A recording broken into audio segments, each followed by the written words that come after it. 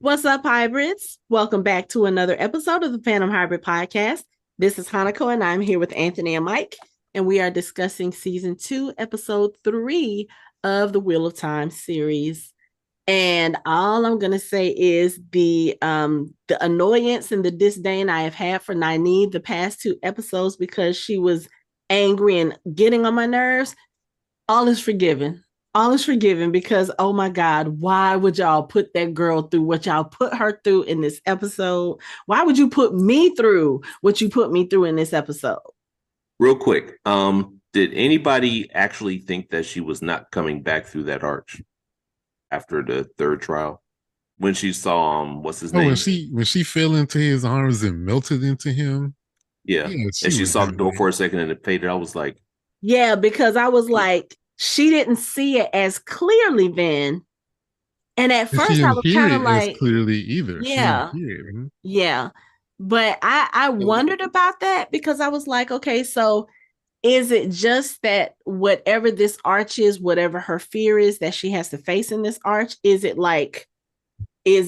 dampening her senses so she can't hear it? Like it's really luring her in and pulling her in, or was she willingly ignoring it? And I don't think it was. After I watched it the second time, I was like, yeah, I really think she had gotten to the point where she saw land and she's outside. She had said goodbye to Egwene. I really think she thought that that was what her path Mhm. was. So why would she think that she's hearing something or maybe see something if she thinks she's already out, and I was just sitting there like, okay, so she's going to be with Lan. And at some point, she's going to realize this is not real. And then when we see her later on in the episode, years have gone by. They have a child. They have a child that's walking, talking, running around. And I was just like, oh, and it's she's, like everybody's happy and seemingly healthy mentally and physically. Like Matt's actually mentally fine. I'm like, that's your first clue. I'm like, really? No, no. Her first clue was when she asked Lan about the bond and he didn't answer. yeah. He didn't Yeah, say a word. He yeah, didn't that's true. say it was masked. He didn't say it was broken. He just gave her a look. Yeah, he didn't And even I was, say Moraine is dead. He just said mm-hmm, nothing. That mm-hmm. should have been. And like this man is a king of Malkir. He's just gonna drop everything and come at you. He has sworn to slaughter every single Trolloc in the world. Yeah, And he just gonna be like, yeah, I'm just gonna come be a baker. Really? yeah. Making what are those Honey things called? cakes, honey Honey cake. cakes Yeah. with his long Also, Pastries. flowing He's hair, making pastries with his long flowing hair. and I he's ain't Good need that God. shit. Yeah, I ain't gonna have long ass land hairs in my damn honey cakes. Like, what the hell? Pin that shit up. That shit. Where's OSHA when you fucking need him? I need. Right. Right. But she I know it probably was because that's what she in her heart, that's what she wants. So they Mhm. were giving so the archers was giving it to her. Yeah, and And then to not see only if that, it's like the first two trials that she went through in the first two arches. Mike's version of the Christmas Carol. She had heartbreak in the first one because she had to relive the attack on her parents and her parents being killed. And then in the second one, she had to not even relive, but it's kind of like she's being reminded of what she's missing at home and what she's not there to be able to help do because apparently, and I don't know if this is actual fact or not because we don't know, but apparently a fever tore through the two rivers after they left and everybody got sick, including Rand's dad. And she's sitting there looking like, I can help heal this. I can fix this. And Matt's mom, who is acting as wisdom in her place, she was like, we wrote to the Aes Sedai months ago and they haven't responded. Now, granted, I realize that may not be what's actually happening in the two rivers, but that's where her mind is taking her because she was like, this is where I'm supposed to be. I'm supposed to be there helping her. But I was like, yeah, it can't be what's because at first, when I first watched this episode, I thought that maybe she had been transported to the two rivers to kind of go through Mm-hmm. whatever it is. And then I was like, no, because none of them would be blaming her for leaving, because the last thing anybody knew, she got drugged off by a Trolloc and is supposed to be dead. Right. Mm-hmm. Didn't Rand's dad get killed too? No, No, he didn't get killed. He got injured. he was injured. But they were able, yeah, he was still alive when they all left the Two Rivers. I remember him fighting the Trollocs in their little house, and then I was like, but I couldn't remember if he got it. For some reason, I thought he got killed. But okay. No, he got seriously injured, but Rand brought him down to the village. Mm-hmm. So I think Nynaeve, well, not Nynaeve, but Egwene's mother was helping to take care of him when they left the Two Rivers. But yeah, so I think for her, she had pain in the first one, she had pain in the second one, and I think by the time she got through the third one, and I think it was also the second one, I think, because she was having, I don't know what it was, because it was flashing so quickly. I know that there was a vision of her as a red Aja. I do know that. I do know that Lan was in there. And when she came out, she was covered in blood. She had I think she had a dagger in one hand, and she had some of Lan's braids or Lan's hair in another. I think she had his I forgot what it's called, but his thing that is around his head that represents who he is. Yeah. And I think when she came out of that and she was trying to figure out what happened, she was like, why don't I remember? Why don't I remember? I think that fear for her was that she would become like Liandrin. She would hate men, and then she would kill Lan. And that was the fear, because that's not what she wants. And I was like, when she got to see him in the third one, and he was alive and he was healthy and he was still there for her, and he was like willing to go back to the Two Rivers and live with her, I think at that point she just clocked out. She was like, okay, I don't give a fuck if this is real or fake. I've had enough of pain. And then think about it. She's dealing with the pain in the arches, and then she also had to deal with pain in the real world, because Rand is gone, Perrin is gone, Mat is gone. As far as she knows, Egwene has this new girl that she's, becoming chummy with, and, talking about how Nynaeve is making things difficult for her, even though what she heard was heard out of context.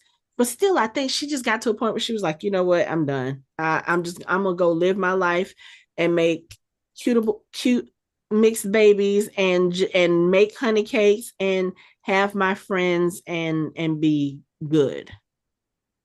So was this all one trial? They're 3 separate trials. Each arch is a trial. Yeah, but it just seems like it almost went. They almost seem like they're together. Like they all ran as one trial. Like in the show, it made it seem like she goes in, comes back out, then she goes in and comes back out. But from how I was from when I finally realized at the end that she was stuck in there after when she saw Lan, I was like, wait a minute. It kind of seemed like she went in and she went through the trials, but she didn't come. But it's like she went in once, went through 3 trials, and then came out. It was supposed to go through the trials and then come out when she was done. You see what I'm saying? Mm-hmm. Yes. So yes. I think what happened with that third trial, like I said, she went in, she saw the vision of herself as the Red Aja, killed Lan. She thought she came out, and I think that was part of it's kind of like, I'm trying to think. Have you seen Divergent? No. Okay, so that analogy would be lost on you. But I think it's kind of like, okay, why are you thinking about Inception? It's kind of like Inception. Yeah. That's what I was getting to. Yeah. I was definitely getting an Inception vibe too. Like, yeah, it's kind of like you think you're done, you think you've conquered whatever the fear is or whatever, but the true fear is, and I don't know, maybe for her, the fear was being able to live a happy life, because I think she may want that, but at the same time, I think there's a part of her that is curious as to what she can achieve as a channeler maybe not as an Aes Sedai, because I think the Aes Sedai have too many rules for her and they're too stringent. And I really just don't think that would be a good fit for her. But I Hmm. think maybe that was the fear for her. Like, okay, let me throw off this responsibility to, the Aes Sedai, to my other friends. I'm going to go live my life and I'm just going to be happy and I'm not going to think about anybody else. I'm not going to worry about anybody else. So these 10 Grail, the arches, to be honest, they aren't they kind of mention it, but they really don't know what the purpose of them are because when the world broke, everything was kind of lost and a Mm-hmm. lot of the knowledge was forgotten. Mm-hmm. So a lot of the things they've learned through trial and error. This is talked about they've lost a lot of sisters as they're burning themselves out, trying to figure this stuff out. Like, Yeah. So when so the arches, um, we're not sure if you're seeing what's actually happened or actually happening. It mm-hmm. could be an alternate reality that you're being shown Another and turning of the wheel another or turning of something. the Mm-hmm. wheel. Right, that you're stepping into the place where you were, Mm-hmm. or a version of you was, Right. and experiencing that. Um, but I think for her, because the arches do kind of reach into you to show you things, it Mm-hmm. seems that it was showing her her past where she needs to let go. Like she's holding on to the guilt that she has about her parents, Mm-hmm. or having lost them the way that she did, or not being able to protect them, not being strong enough to do anything to help them. Or She them needs dying because they were protecting her. protecting her. She needs to let go of that. Yeah. In the present, she needs to stop worrying about what's happening in her land because she has more important things to do. She needs to let go of that because the bigger problem, the bigger issue is something that's going to affect everyone. Mm-hmm. She needs Right. to be more concerned about that and not as concerned about a plague going on in her village Mm-hmm. because Okay. she's bigger than that. Yeah. And then the future. Stop trying to think about what your future is. She needs to let that go as well. She wants to have a future with land. Stop worrying about that. You have things that you need to concentrate on now, or else the beginning of the vision showed you won't have one. Because I Mm-hmm. don't think really, I kind of disagree with you. That was a vision of her killing land. Mm-hmm. She may have been there when he died, or been a part of whatever was happening, whatever fight was going on. But the point is, if you don't focus on what you need to do, this bigger thing you're part of, then the future doesn't matter anyway, because you're Yeah. not going to get what you want. Right. So I think all of these are really about her. And I think a lot of the Aes Sedai who go through these, or the novices who go through, if they can't let go of those things, then they can't make an effective Aes Sedai Yeah. because the work they do is for everyone, not for yourself. It's Mm-hmm. So like it's almost like the arch is kind of mercy killing them because they were going if they went came back and they still held on to these things that it would be an impediment that could kill them anyway. it could lead to their death. It could stunt their growth, their power. I mean, who knows what they could burn themselves out. Yeah. Yeah. They won't be use. They won't be of use to the Aes Sedai. Right. Yeah, because if you notice how they all operate, especially Moraine, it's really not about them. It's about trying to get everything prepared for what's coming. Mm-hmm. Yeah. As much as the Reds are terrible, the Reds do have the same philosophy. We need to prepare for Tarmon. We need to cage the dragon and use him as a weapon. As simple as that. And men are a distraction. Yes, men get in the way of that ultimate goal. Yeah. Boys are it's basically the grown up version of boys are stupid. Throw rocks at them. Yeah, Yeah, but it's like I get all that, and it's like because I'm looking at that scene now where the door comes when she's with Lan, and it's like she doesn't even look. It's like it says the door will open but once, and she's really just look. and she's talking to Lan. She's not even looking back at the door until it goes away. Because she So can't really hear it. And she says, she was like, I thought I heard something. yeah, It's not like in the other two, it was very clear to her, like she heard it the first time. She heard the door appearing. And She because ignored it. Lan was in front of her, she just Ignore it. And she even says, I don't know, this feels like a dream. mm-hmm. For a second it felt like a dream. Mm-hmm. Yeah, woman. Yeah, I think if she had turned around and seen that door, she would have realized that. And I think maybe unconsciously she was like, nope, not turning around. Mm-hmm. Heard what? No, that was just a whisper on the wind. I'm not. I'm focused right here. Which I know that that's not where she needs to be right now. But I was just like, just let her have happiness for just a second. She nah. did. She did. She had it for a second. She had it for a second. She did. She I had know. it. I mean, and it was when she walked up to the house and the little girl came, I was like, oh, this is going to be even more painful than it would have been if she had just left Lan outside of Tar Valon.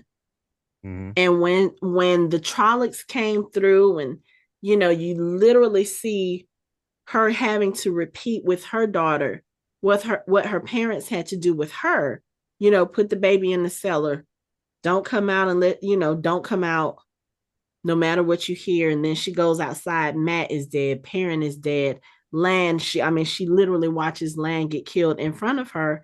And then the little girl comes out, and then the door shows up, and she's got to make this decision to go through the door, because that's when she realized, okay, this is not real. And she was like, nope, I'm not leaving my child behind.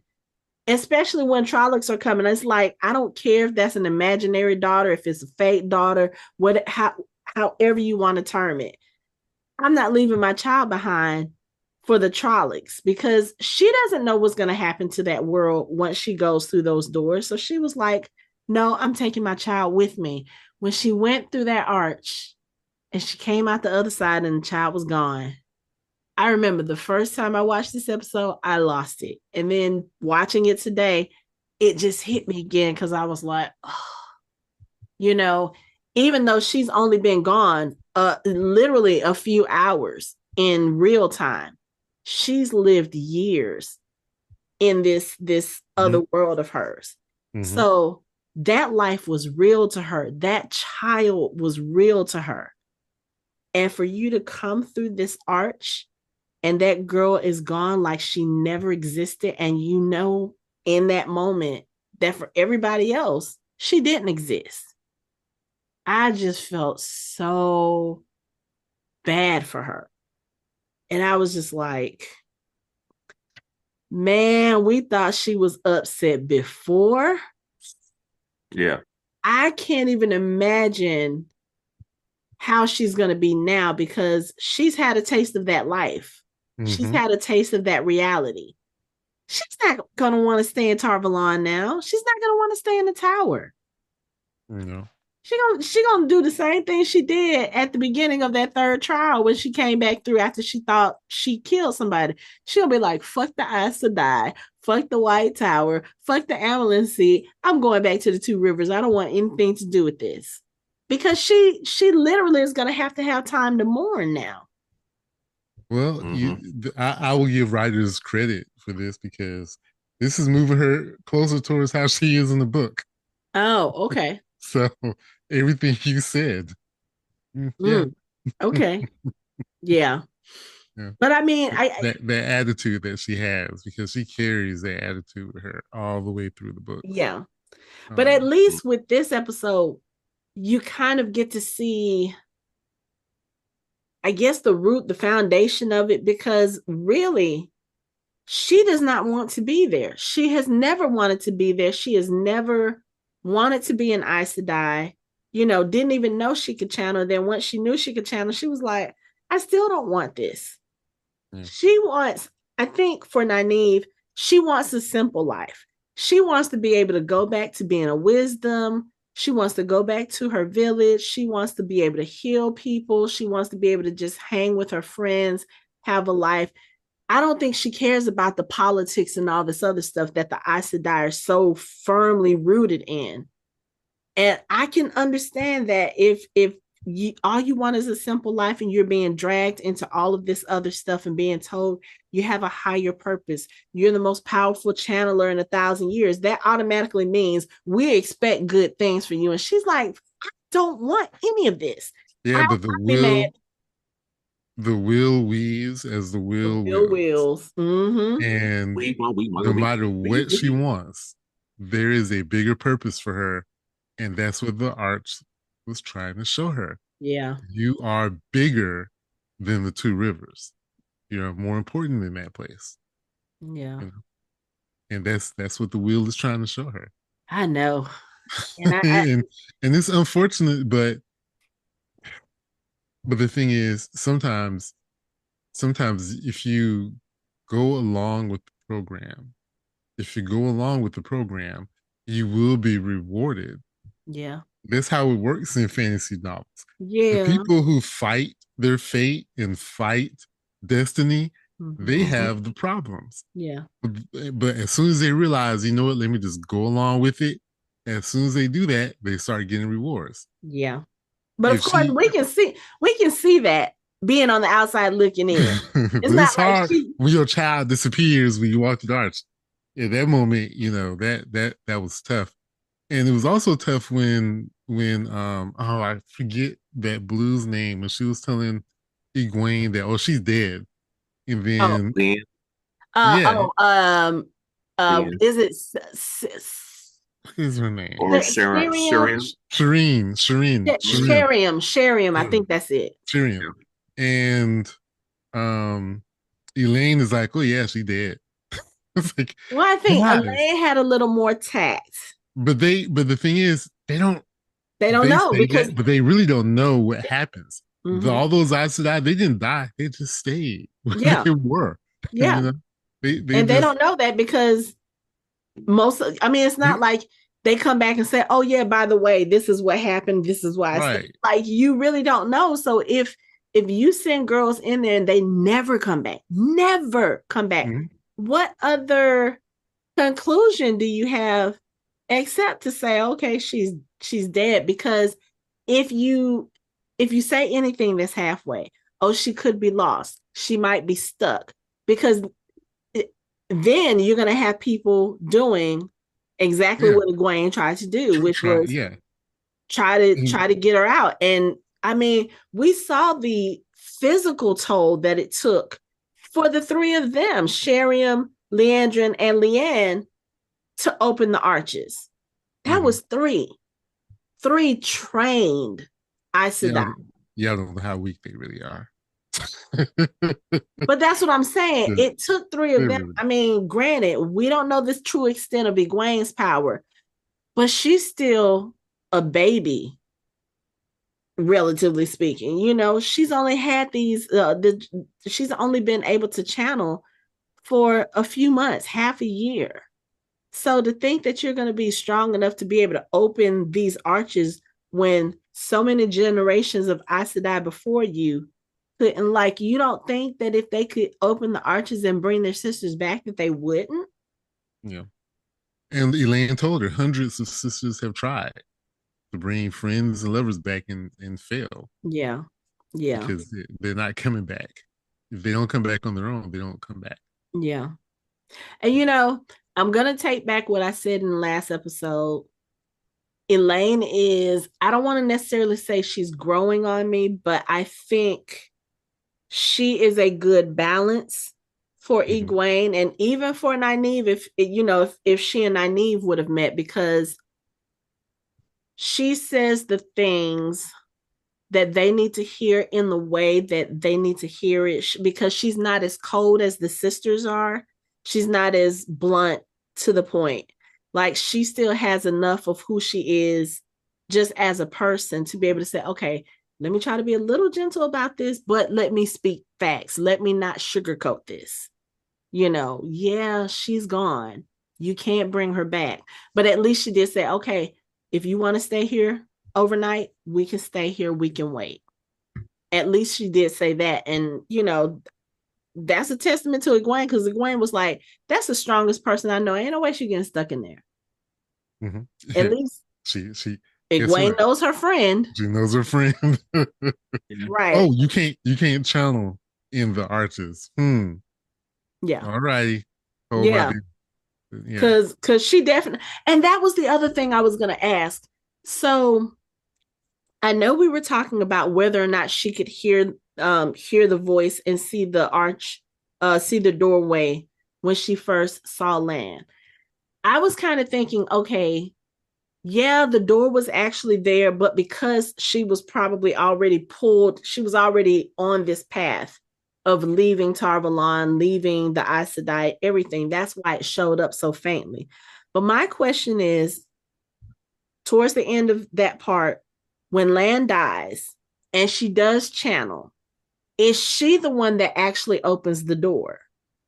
I believe so. Okay, because I was gonna say, so somebody needs to tell Shariam Sadai the door will open more than once, but you have to be So the think one. about it. Right, but yeah, so they assume you can't channel.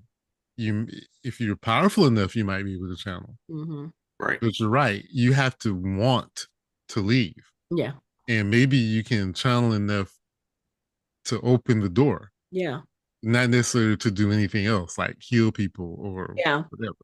Because she tried to heal Tam and it didn't come.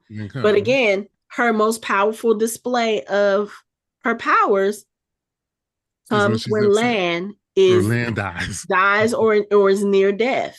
Yeah. And also, even with Lan dead, she still has someone else to protect. And I think that was even powerful enough to her for her to be like, nope, Yeah. let me get out of here. And you think about how powerful her and Egwene are, because you talked about the three of them, Shriam, Leanne, and Liandrin. Liandrin. Mm-hmm. They were getting tired, right? Even How just many? from the very beginning, like just trying to conjure. Right now, how many times do you think Nynaeve, not Nynaeve, Egwene was trying to activate the arches? Oh, And yeah. did she look tired? No, No, she she didn't. looked pissed off. She was upset. Mm-hmm. She was pissed off, But how like, many God times damn it, I'm gonna open this door. right. So in theory, she should have been exhausted Mm-hmm. Yeah. just based on what we saw earlier. Yeah, especially after the first or second time. Right. But I think And from the to see time that her we and saw, yeah, I think she did it what, 3, 4 mm-hmm, times? mm-hmm. So yeah, and Elaine was like, yeah, this is not gonna work. You keep trying, it's not gonna work. yeah, Yeah. And then you have Nynaeve on the inside, she's channeling and she opens it yeah. because she's powerful enough. Mm-hmm. So they just, and then there could have been sisters that channeled in there and they just never came back out. You know what I mean? Like they don't really know. Yeah. And that's why they immediately tell her, no, no, no, don't talk about what you saw. You know, it made me think of Morpheus in the Matrix. Mm-hmm. Oh, Oh, what Yeah. Yeah. When with the when Neil said Oracle. the Oracle. Yeah. mhm, what was said was only for you. Mm-hmm. And that's what Leanne said. She said, what did she say? You can share whatever you want or how little you want or how much you want. Like that's your journey. And I think Shariam even said something about when she came back out and she was like, but I can save them. She was like, that's your burden, that's not ours. Mm-hmm. Don't put that burden on us because that's you. That's what's important to you. The Aes Sedai is like, okay, we understand, but that ain't got nothing to do with us, which is cruel. But at the same time, like you said, they have bigger fish to fry, Mm-hmm. and as cold as we think the Aes Sedai are, and I know people don't like them because of the way that they come across and the way that they are. But on the other hand, that kind of focus to your mission is kind of commendable because that means that when all the chips are down, you're still going to be focused on doing what you're supposed to do. To say, I mean, and really what you're trying to do is you're trying to save humanity. So Mm-hmm. that's got to take precedence over everything else. Tarman Gaiden is coming, whether they want it or not. You Okay, know, what is that term? the last battle Oh, okay. with the Dark One. Okay. That the final battle where the dragon will face the dark one Okay. Okay. is coming, whether they want it to or not. Yep. And ultimately, all the Aes Sedai know this, and they all know that they have to prepare. So they have to. That's why they're trying to control every nation. They're trying to make sure everything is in order. They want to make sure they have control over all the armies. If Mm-hmm. they control all the kings and queens, you know, they can manage the whole situation. Find the dragon, capture the dragon, use the dragon as a weapon Right. against the dark one. That is their whole plan. You know, they Yeah. all have different versions, but it's all the same plan. And they all have different ways of trying to make that Mm-hmm. happen. Yeah. But okay. Mm. We're naive. We're not I even. just this episode hurt my heart because I was like, y'all know I ship Nynaeve and Land. And I was like, okay, it's not really real, but I'll take it for right now because I know that other than that, we're not getting anything. But oh Nope. my God, did y'all really have to like stick the knife in and twist it and then twist it some more and then yank it Yeah, out and stick it back in? Yeah, that but was still, harsh. to me it was still kind of it was kind of obvious to me. It was like when I saw them together and the door disappear, I was like, there's no shot. I was like, there's no shot she's not coming back. So I didn't really give in to feeling for her. I was just like, okay, I'll just see you later. Go have fun. I'll see you later. Because there's no way that they're letting her stay in there for any extended period of time because she's Yeah, too. absolutely. Absolutely. I I was mean, like, yeah, okay, I I'll see expected you her later. to come out too, but still, it's just the fact that what It was she heartbreaking though. experienced Yeah. in there. Yeah. Yeah, it was heartbreaking. I Yeah. Mm-hmm. mean, I felt for. I mean, just. I mean, I'm surprised they didn't like have her come through with like an armful of dust and just No, we are twist not it in game. I mean, we are not Infinity War in this thing. No, like because if poof. they had, I would have turned my TV off. I would have been Yeah. like, fuck y'all, fuck you. No. And I would have Yeah. just left it alone. But Mm. So next we were in Atuan's mill with the captured Shanarans and Perrin and Loyal. Man, I'll never look at a rhinoceros horn the same again. man, let me tell you, I was like, first of all, I was like, Uno, if you don't shut your mouth, shut I your know. I was like, I just said bye, Uno. I was like, I knew it. I knew it from the start. I'm yeah, surprised he I was did the too, but only one. still it's like one thing I learned about this show is like the side characters or whatever. Don't like any of them. Just don't. Just Yeah. don't. Because Uno was one of the cool ones. Now we still got Domenico, and I'm not gonna remember his name. He's Domenico. He's gonna always be. And we got the other dude, and they're Masala. okay for now. But I was like, as soon as Uno was like, "Yeah, I still got a weapon," I'm like, "Dude, there are soldiers right in front of you. There's the black chick to your right who is looking at you like, yeah, dude, try it." I was like, "Dude, if you don't stop," but I was not expecting the rhinoceros horn. Like I thought because he has two soldiers on the side of him while he's being defiant. I'm thinking somebody's about to stab him, somebody's about to chop his head off. I'm thinking his head is about to roll to the foot of the steps. When they pushed his face forward, I was like, I didn't even realize the rhinoceros horn was there until he face planted in it. My thing is when he showed Massima the knife, Massima's like, dude, no. Like, what are you gonna do? You are surrounded. He said we're outnumbered. We can't do nothing. He's like, have something. What you gonna do with that, Uno? What you gonna Right. do? All he had Like was a you a knife and badass, gumption. but you ain't that badass. And you know, and one of those soldiers must have peeped it out because that was like, yeah, this one. Yeah, yeah. She was like, motherfucker, what you doing? She Mm-hmm. she, Yeah. she was looking at him too, like, And she really, just nigga? did Really, that. I said, Like, yeah.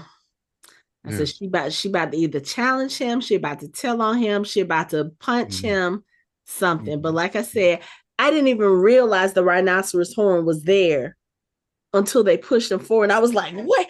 I had to pause my TV, like, wait, what the fuck where did that come from? And of course I'm and then they pausing the TV stepped and on it his head. They stepped on him and put it through. I was like, oh, that's brutal as Yeah, fuck. pushing him down wasn't enough. Yeah. It wasn't Yoink. enough. I Did you think was he was gonna come like, back from that? Bruh. Did you think he was gonna stand up and be like, "Okay, I give up"? No. they were like, no, we need to illustrate to you just how far we're willing to go to get you to bend the knee. Because notice when they were like, any questions, everybody dropped to their knees except for Stubborn Perrin. ass And I was just Perrin. like, Perrin, don't do it. You saw what just happened to Uno. Don't do it. Dominica was like, Perrin, sit your ass down. Sit your ass down. I was just, But okay, so the Seanchan, when they're talking to the people, when the person, I don't know, the mouthpiece or whatever, when she's telling the Oh, people about the history. side note, that is the guy who plays Zeno, that's his wife. Which The one? Oh yes, I remember you mentioning that. yeah, yeah, I that's remember his you wife mentioning that. Who Yeah, is who's his wife? in real life. the guy who plays Uno, that's his wife. The Which mouth. one is his wife? The Seanchan mouthpiece, the one who was telling them about the history and this Oh, you guys are living on stolen land. This land belonged to us, and when the we one were that was chased talking. away, Okay. yeah, Yeah. we made a promise that we were going to come back. I'm like, y'all It had was to come cool. back right then, like right now. It's time. The final battle is coming. It's time. I know, I know, Right. Obey, await, and, yeah, whatever. and serve, Yes, yeah. sir. Yes, sir. Yeah. Okay, so I guess this is the question I do have. So the what did you say the channelers are called? The Damani? Damani. Damani. Okay, so they had one of them going through the crowd and like Mhm. picking out girls. Was she picking out the ones that she sensed could channel? Yes. Okay, okay. That's what I was wondering because I remember about women can see They other can women's, sense yeah, they can sense and the see other women's weaves and how they can the men can see each other's, as we find out later on with Logain and Rand. But yeah, I was like, because she was just walking through and just pointing, I was like, oh, she's pointing out the women who can channel. Now, do those women know that they can channel? sometimes they don't. Okay. It's how a lot of them, they call them wildlings. They will burn themselves out because they don't know what they're doing. Okay. Kind of like the Obscuro from Harry Oh, Potter. from Fantastic Beasts. Okay. Yeah, Okay. Okay. very similar to that. Yeah. Um, but yeah, but you know, a lot of sometimes like the Aes Sedai don't really talk about this, but a lot of their conflicts end when if you know that the person you're arguing with, you can tell is stronger than you. So that's how they kind of keep each other in check.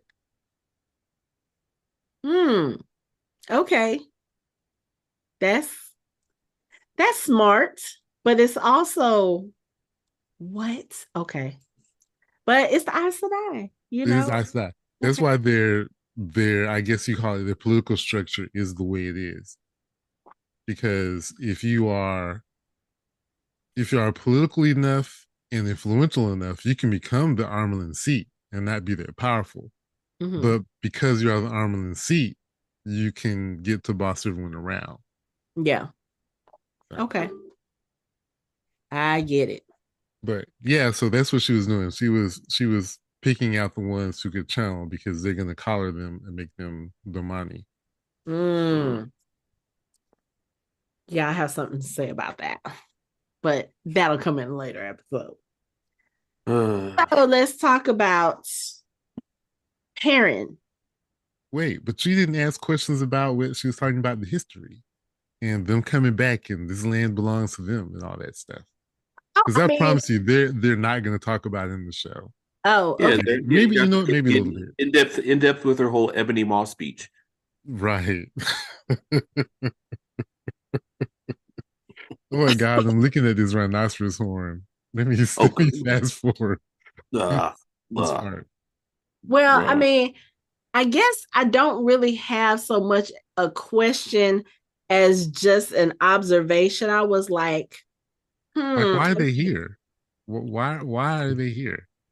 Yeah, because I guess if you look at the town or the village when they came in, it's very unassuming.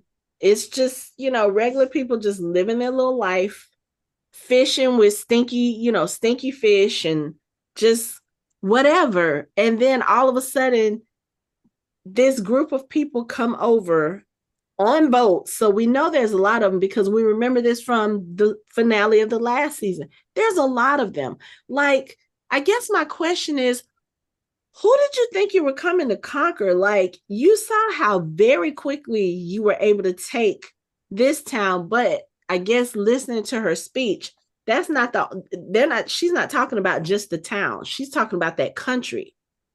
She's talking about Because, all of it. yeah, Yes. because she mentioned Farm, and Farm is a city that was Mm-hmm. mentioned in another part of the episode by, I think, Celine. So Mm-hmm. I'm like, okay, so they Is literally mean we're about to come and take everything from you guys. So I guess I was kind of looking at it like, were y'all really there first and were chased away, or are y'all just saying y'all were there first so y'all can No, come and they're conquer? coming there to reclaim what was once theirs. Reclaim. Okay. so is Luther Um, Pendragon Arthur's son? Say that What? again. Is Luther Pendragon Arthur Pendragon's son? Oh, Mm. his name. What is it? Lewin Luther. Thu something. Luz Theron Luther. Telemon. Okay, there They you said go. Luther. There you go. Luz Theron Telemon. He does have Oh, complicated names in the series. I will say that. Luz Theron. Um, yeah. in the ancient, not in ancient, but in the Age of Legends, if you had three names as an Aes Sedai, Mhm. was a status. That's how powerful you Ah, if you had three names. So okay. Luz Theron Telemon was very powerful. Okay. Okay. Um, I do have a question to ask about him, but we'll get to that Later, when we're okay, talking about yeah. Rand. But Arthur Pendrag was a he was also a really strong, powerful Taviran. He wasn't a channeler, but he was a powerful Taviran. He literally conquered the majority of the current world we're in. Oh. Hmm. Wait, did they Um, mention that name? Because I'm sitting here they've thinking, mentioned it before. Yeah, she mentioned it okay, when the Chandler was going through picking people, she was Yeah, going through the history. and someone may have said it during season one. I think someone mentioned him. okay, Yeah. okay, Um, his son, he sent one of his sons with a bunch of soldiers across the sea okay. to conquer whatever they could find. And that would have been where they landed with Seanchan. Colonizer. Oh, Right. So okay. that's why they feel like this land belongs to them because their ancestor conquered it all. Hmm. Mhm. And he told them that they need to be prepared for the return. Okay. So, but anyway, it's not important in the grand Okay. scheme of things. Okay. The only thing important was Arthur Harquin was one of the great legends of the past. Okay. Brilliant commander, and he hated Aes Sedai. That seems to be a running theme. You know, there's a whole story about why, though the demonic, because his son, when they got to Shanchan, they had Aes Sedai there as well, but they weren't the same as our Aes Sedai. Mm, They were kind of different, okay. and some things happened, and yeah, that's why they're collared now because he didn't like them either. Collared and gagged. Yeah, he didn't like them either. Mm, Mm. okay. Okay. So Pendragon. now moving on to Perrin. because Perrin has a solo audience with Ishmael. And I was just like, oh, this is about to get interesting. And I have to say it. I have to say it because we give Mike a hard time about this. They keep mentioning wolves, wolves, wolves. And even Ishmael says to Perrin, I want to see the wolf come out. So maybe I'm he's just not a saying. wolf in the books, but maybe that's what they're going to make it in the show. I mean, No, they're he is really heavy not handed. a werewolf. Stop it. They're He really is they not. could have fooled he could have fooled me because they're really heavy handed with putting him with wolves and saying wolves around him and just wolf this wolf that when he's like around somebody. And it's like he actually went dancing with the wolves. Is he Kevin Costner? He went off dancing with the wolves in the woods. So it's like Okay, I have a I question then. refuse. I refuse to spoil y'all. But no, he is not a Okay, then werewolf. question. Is Elias a wolf? They this is are where not werewolves. They're not. No. I didn't say werewolf. I said, is he a wolf? Is he an actual wolf? Yes. No. Okay. you mean a wolf that can turn to a person? It's called a werewolf. Yes, they are werewolves. I'm No. just curious No. because No. while Ishmael was having the conversation with Perrin and I kind of revealing who he was to him, you have all of the wolves coming to Perrin's rescue, the same as they did in the last season. Mm-hmm. And then Elias comes into the carriage that Perrin is traveling in because Perrin is bound, his legs and feet are bound. He comes into the carriage to free Perrin, and he's got blood all over his mouth and all over the front of his vest. And then when they come out the carriage, there's a dead soldier on the ground who looks like he's been torn apart by a dog. And there are wolves all over the forest. Mm-hmm. So I'm just going by process of elimination. I mean, I know you say they're not werewolves, but if but it it howls like a looks wolf and like it a fights duck like a and wolf, it talks like a duck and it quacks howls like a like a wolf, duck. and it disembowels you If like a he can, if howls he like a can rip, Elias can rip you apart with his bare hands because he's a little bit stronger and a little bit ferocious. He can still do it as a human. He doesn't have to be a wolf to do that. But he didn't rip them apart with his hands. He literally had I said blood in his he could have mouth. done. Did you not see Silence of the Lambs? Did you not see what Hannibal Lecter did to that man? We are so not talking about Hannibal Lecter. I'm just This is saying. completely What different. what Okay, so is he a werewolf okay. then? I mean, is he a vampire then? No. No. I mean, He is he's not a biting werewolf. people. He got blood They are all over his not mouth. Sounds like humans a vampire that now. are turning into wolves. They're not even changelings like that stupid woman wrote in Twilight. They just they're not they're not Remus Lupin. No. Okay, but we know that he's something different. He's Yes. something different. Yes. Even to the point that Ishmael was like, "Yeah, I want to see the monster." Yeah. So and Yeah. and is so is It doesn't require any like okay, remember one of the things there are things that have sort of been lost through time that are starting to come back. Okay. Right. So Perrin is a representative of one of those things. Okay. And I've talked about this before because like um if you're reading between the lines in A Song of Ice and Fire, magic had pretty much been gone because the dragons were gone. Right. And it didn't come back until the dragons came back. So this is one of those things. Rand is very powerful Ta'veren. Things that have been gone are starting to come back. Okay. And you know, in X-Men, like Mike, you read X-Men. What is the indigenous X-Man, the Native American, him and his brother? Thunder. Wait, what is it? I know you know him. You know who I'm talking about. You wouldn't call them werewolves, right? They just had the power of the animals that the totems that they had. Right? Warpath? Warpath, yeah. I think that was the older one. That was the older brother. Okay. I can't remember who the young one was. Thunderbird or something like that. Yeah, Thunderbird is. But but just because they have the abilities of the creatures doesn't make them the creature. Okay. I'm trying not to give away Well, I too know. much. Yeah. Okay. The fact that they were But But the they fact that you have just their said that one line, okay, that makes sense. Okay. okay. Okay.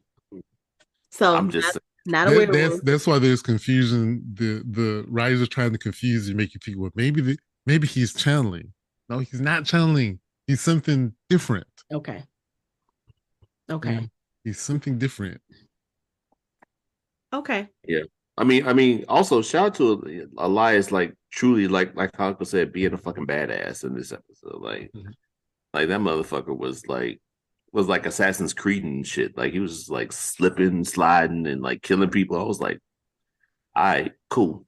And also speaking sense to Perrin. Perrin's like, we got to go save everybody else. He's like, you can't save everybody else from a cave. Fucking go. You see, Right. see the wolf? Go. Gone. Yeah. But I do want to give this caveat. You're right. They are changing a lot of stuff.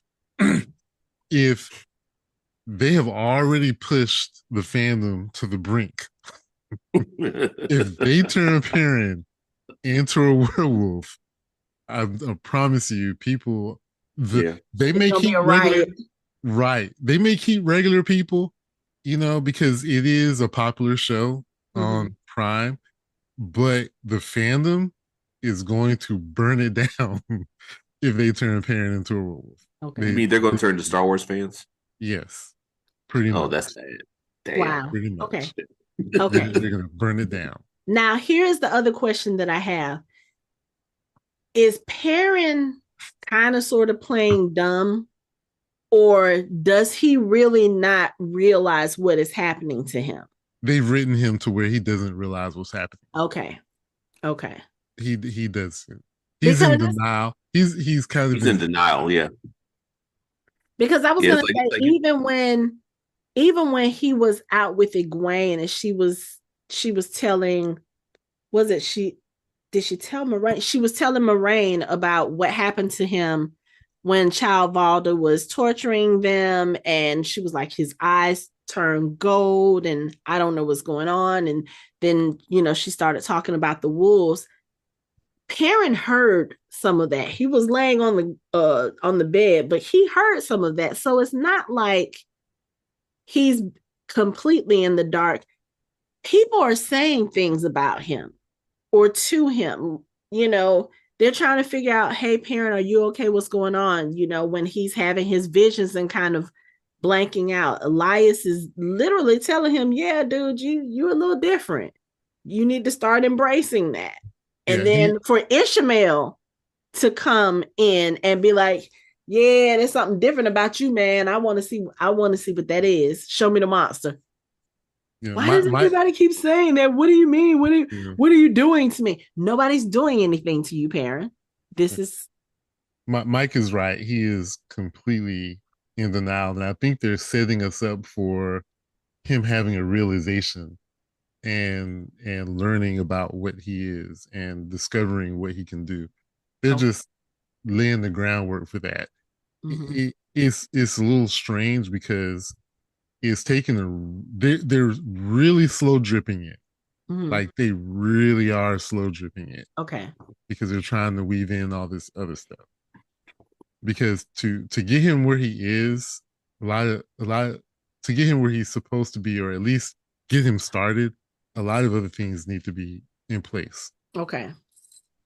That makes him important. There's characters we haven't met yet that he's going to be in direct conflict with. Oh God, more characters. God, there's already too many. You don't know. Oh yeah, I already know, because even just from the trailer, I was like, I need to know who they are. So yeah. You have no idea. Yeah. Think about it. This story is, like I said, 13, 14 books. 14 or 15 books. Including New Spring, which is, the prequel. There's a lot. and there's a lot of characters. And I'm gonna tell you, books 5, 6, 7, 8 is nothing but characters and character development and politics. They are a Oh. real pain to get through. Ah, okay. Just let you know. Thanks for the warning.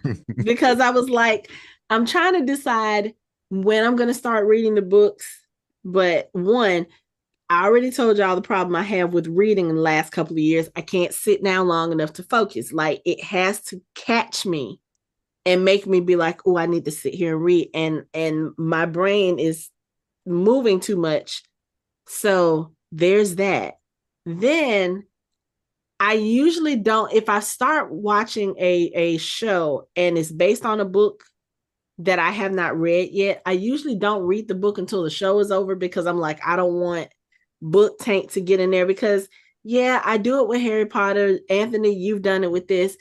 We don't want to be the book in the book in the book. What happens in the book? This is what happens in the book because we're talking about the TV show. We are already aware that things are going to be a little bit differently because that's what happens with adaptations.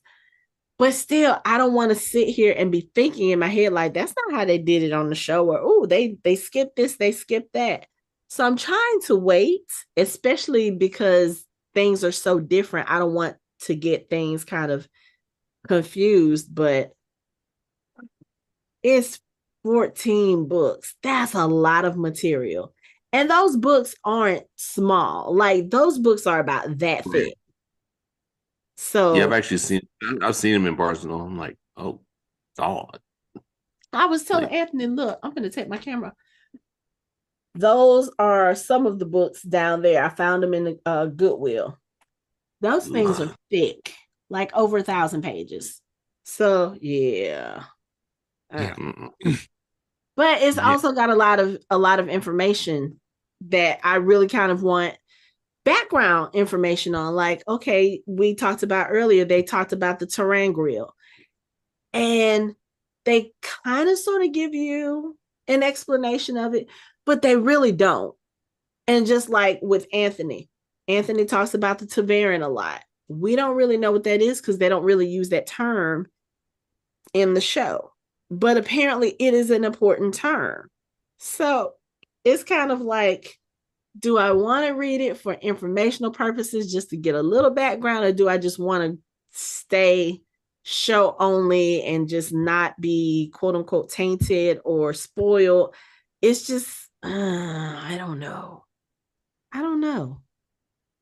But anyway, okay, so going back to the main point, Perrin is not a werewolf. We will find out what he is at some point, because if I remember correctly, as we stated, Anthony and I have watched the full season 2, but it was like 2 years ago when we did. So I'm gonna be honest, there are a couple of things that stand out, but I honestly don't remember because we consume so much TV. It's just kind of like, okay. Yeah, because every 3 minutes I'm like, oh, that did happen, didn't it? Oh, I don't remember that happening. Like this, we'll talk about it later, but the one scene where Rand and Celine are at the with all the nobles, yes, to get the wine, I was like, oh, I don't remember this scene. I remembered that scene a little bit. I forgot about like the circumstances leading up to it and what happens afterwards. I was like, oh wait, okay. Oh well, if we're done with Perrin, we can talk about Rand and Celine. Yeah, we can talk about them. Talk about them doing it fire style. Well, let's step back. Rand and Logain. Rand, stupid. Get ready for my rant because this motherfucker is dumb as fuck. I am so sick of this motherfucker already. It's only 3 goddamn episodes in. I'm already sick of his ass. Does he not know that he's being used? He's the worst liar ever. Because Lorraine was like, yeah, I remember seeing you. He's like, what? No, you ain't see me. I was like, I will say this though. When they showed that flashback of him looking at Rand, I was like, that literally could have been a whole different person because he doesn't even like, yeah, his facial features are the same, but Rand had such a baby face then. He had the curly hair. And he was a lot smaller. Like, I didn't realize just how much he bulked up for this season till I saw that flashback. And I'm like, oh, wait a minute. He really did get some size on him for this second season. Yeah, but he was like, I recognize that red hair. I see you got red at the Yeah, root. Oh, he really? said I see the red at the roots because when you look at him in the daytime on this particular It looks episode, blonde. it does look blonde or brownish. But Logan was like, "Yeah, I see that red at the roots. You can't hide that." And he's like, "What you talking about?" No, I think you're being I a don't know what little you bit. mean. I've You never seen you being in my life. you being a little bit unfair to Ram. Yes, we had this Bullshit. conversation. We had this conversation off camera, Mike, before you got on. We think you're being a little harsh on Rand. A little harsh on Just a Ram. little harsh. Like I, like you called him, I think it was in the first episode when we were talking, you were talking about the end of the first season and how you knew he was the dragon and everything. You were like, this old whiny something. I'm like, when has Rand been whiny? Like, he hasn't been whiny in this show. Not really. No, not. I well, mean, maybe it He, just seems that way he's to done me. his fair share of He just complaining, but given the circumstances that they have found themselves in, that's to be warranted. But for you talk about whining and I think you said something about him pining over Egwene. He really has not been doing that, like, at all. not well. The first season he was. Now, come on, gotta give him that. He did pound over Egwene for a whole season. Mm, Yes, he I did. guess it He really depends did. on your definition of pining. Because, like I said, he and Egwene, they were together. They had their conversation about not being together because she was going to be a wisdom. And for me, him being whiny would have been like, oh, you're ruining my life. We had already talked about this. We had everything planned. You were supposed to be a wife. We were supposed to have children. We talked about raising kids here. Like, that didn't happen. When she said, I'm going to go ahead and become a wisdom, he was like, yeah, I know. And she was like, I'm so sorry. And he was just like, no, you have to do what's right for you. That was not a whiny moment. And yes, throughout the season, he was kind of looking at her like, oh, I miss her, whatever. But they had been together and they had been in love since they were children. That's kind of like, if he wasn't missing her or if he wasn't being like, oh, I miss you, I want you back, I would have been like, that motherfucker don't love her. But he wasn't being overly like, I just he wasn't being Perrin. Perrin is the one who's being very overtly like morose and Parents just depressed and Layla parents this and Layla that and Layla like. I'm surprised Perrin doesn't like isn't like dressed in all black and just like singing like some ye old Panic at the Disco or whatever emo. He too busy station. trying to find Pat and Fane so he can kill him because he mad because you brought the Trollocs to his door and the Trollocs are the reason why his wife is dead because he accidentally killed her trying to kill a Trolloc. Tonight will be the night that I will kill the Trolloc. He's just distracting himself. Yeah, because he does Yeah. like if he sits down and stops to think, he starts thinking about Layla. yeah, So he has to keep moving forward. You can't yeah. stop. So that's why I'm But just like, you being a little harsh on Rand. I'm just but let's go back to Rand and Logan. Logan is a funny fella. I like him. He's like, dude, I see the red at the roots. I see you. I know who you are, and I know why you're here. He was like, so he was Bring like, me a so bottle of wine. how long is it gonna be before you ask me? Rand is like, ask you what? You know what you want to ask me. Come on now. I ain't stupid. Logan was able to rally a large army. Yeah. So the man is charismatic. He knows how to talk to people. Mm-hmm. Yeah, tell you what, go ahead, give me this bottle of rare this rare red blend that comes from some fucking mountains and shit. And I'll think about it. Like, Right. And he How am I probably supposed? He said, "How am I supposed to get it? I don't know. You figured out how to get Figure here." it out. Right. I mean, what does he have to lose? It's like if he doesn't find it, he's like, oh well, I just ain't gonna talk to you. If he does find it, he'd be like, okay, I'll string you along and get a couple other things. He'd be like, okay, get me this rare pack of Yu-Gi-Oh cards, then get me this rare Deadpool Funko Pop, and do all this other shit. Then I'll keep giving you little breadcrumbs and shit Wait, Mhm. wait, wait. that might help you. That Deadpool Funko Pop was for you, sir. That was for you. Some of the Yu-Gi-Oh cards. What's your point? But yeah, I'm just saying he's gonna keep asking them for stuff and giving them little crumbs of stuff that'll help him and not give him the whole thing that's gonna really help him get control of it. It's like this is like yeah, I know this is what's gonna happen. He's gonna be like, okay, concentrate. Okay, give me this. Okay, focus. All right, go give me that. All right, pay attention. All right, go give me that. It's like that's all he's gonna do. Is like just he's not gonna really help him become the dragon because I mean, okay, but haven't see, read that's the thing. I don't think he knows that Rand is the dragon. He just knows that Rand is a man who can channel. I think maybe he starts suspecting it towards the end when Rand is like, "You ain't the dragon." And Logain, I mean, because Logain looked pissed when Rand said that. He looked at him like, "How dare you?" the fuck. He's still slightly crazy though. Okay, yeah, He's yeah, still, but but okay. he did say when I saw you up there, you shine brighter than anyone I'd ever Ever seen. seen? Yep, yep. He said, "I knew." What did he say? I knew you were going to turn this world upside down. Mm-hmm. Yeah, but here's my question.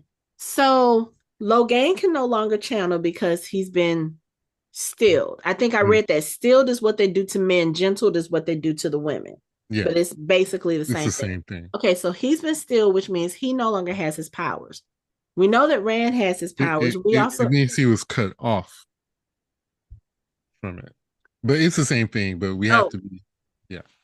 okay, because I was gonna say, oh no, that's called shielded. Okay, Shielding so is just shielding you from seizing the from power. yeah, mm-hmm.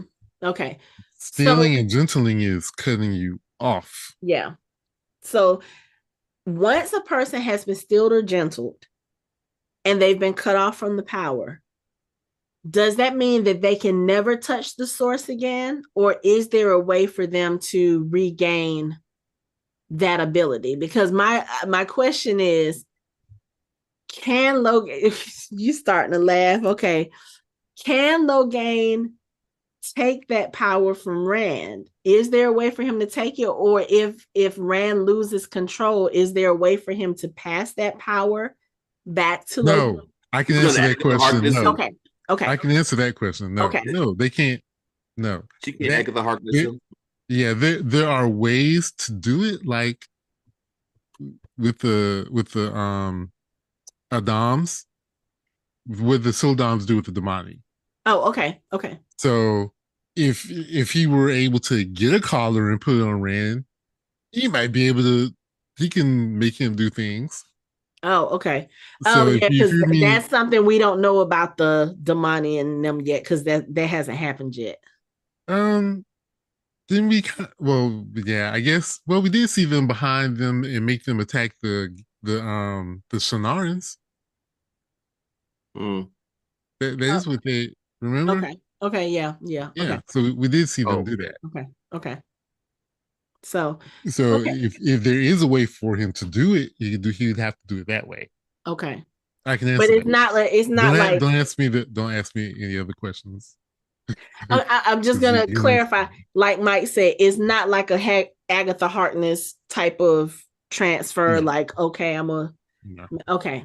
no, it doesn't. Yeah, it doesn't. The one power doesn't work like that. Okay, I'm not gonna make you spoil anything because I knew. I said as soon as you start smiling, I said, okay, I'm asking something that's getting a little too. It's getting too spoilery. Okay, okay, I won't do that. Okay, who's that taking all the power? It was Logan. Okay, I'm sorry. so yeah, so with them having the conversation, Logain kind of figuring out what Rand is, if not who Rand is.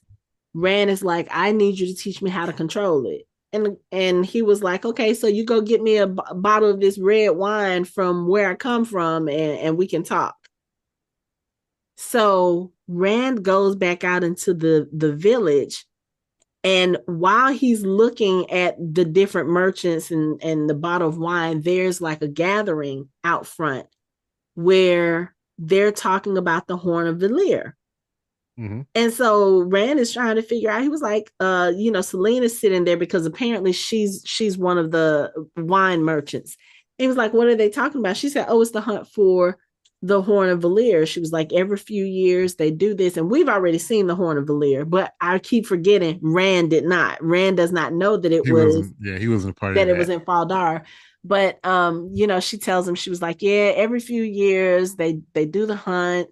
The queen wants it. She's offering a reward, blah, blah, blah, blah, blah. And then they get onto the subject of the wine because Rand starts looking at the wine. She was like, what are you looking for? He tells her it's a Ghanaian, Gelden. Mm-hmm. Gelden red. And she was like, why do you need that specific wine? And they have a little flirty going on. And I'm sorry, I still don't like her. I still don't trust her. But anyway, she was like, okay, so this is how we're going to get this wine, and you're going to need a jacket. I was like, what does a jacket have to do with wine? Oh, okay. So she sneaks them into some little hoity toity party with Yeah, all shout out the to becoming a red Asha too. huh? I thought the same thing. I was like, shit, Sharon Bone's back. Oh fuck, never mind. Damn it. Oh, that was a dope. I mean, it's a dope jacket. I'll give it to him. He looked good in that jacket. I He was like, does. But I was like, he's standing out so much, which I guess was kind of Celine's like her thing because she wanted people talking, trying to figure out who they were and stuff like that because you're literally infiltrating high society, right? right. So this woman comes up to talk to Rand. And Anthony and I were saying this before the show. We were like, did all the Discovery of Witches people come over to Wheel of Time? Because that was Isabeau. Motherfucker, hold on. Wait. Okay, now we're even. Uh-huh. That was Yeah, Isabeau. Yeah. Now we're even. The one who came up talking to Rand because he had the party invitation. And she was like, yeah, you don't want to accept that invitation. It's going to come at a cost. And she starts telling him about kind of being in the high society, and she figures out where he's from or what town he's in. Let me not say where he's from. And so she starts talking about the town and how, I think she said years ago, I think that was like one of the prominent towns, and the other townspeople or the poor people were fleeing from some kind of catastrophe. And so they kind of took up residence in what do they call it? The gatekeep? Foregate. And they just never left. And she was like, yeah, so the queen is trying to figure out how she can basically claim her town back. And that's when Rand learns that the hunt for the Horn of Valyr is fake. It's just a way to get people out of the town. They're not giving any money, any rewards or anything. They're just trying to get rid of people. And this really bothers Rand because he was like, so you're giving people hope that they can like get a better life. They can win this reward money, improve their chances, improve their lives. And it's just all fake. And then when Selene comes back, he mentions it to her. She was like, you naive little boy. Of course it's fake. And this pisses him off too, because he was like, oh, wait, you knew? She was like, yeah, that's how people, that's the currency. People say things, they do things because they're always trying to get over on someone else, or they're trying to get something, something for information. There, it's like an exchange. And he was like, so what are you doing this for? About bringing him to the party, getting the wine for him. She was like, you know why I'm doing it. He was like, man, fuck you, I'm leaving. And he left her ass at the party. I was like, you know what? I was like, motherfucker. Rand is like, I ain't here for your bullshit. No, he's not. He has a plan. He has a plan and a purpose. Mm-hmm. But I think what we got though as an audience was, I think I mentioned this when we talked about this last season, the game of houses. Yes, I do remember you mentioning that. Yeah, they are. We finally kind of got a little bit of a peek at the game of houses and how it works. It's a it's sort of how the nobles politic with each other. Mm-hmm. Because, and that's that's kind of where George R. R. Martin got Game of Thrones from. Ah, He okay. kind of got it from this idea of the game of houses. Okay.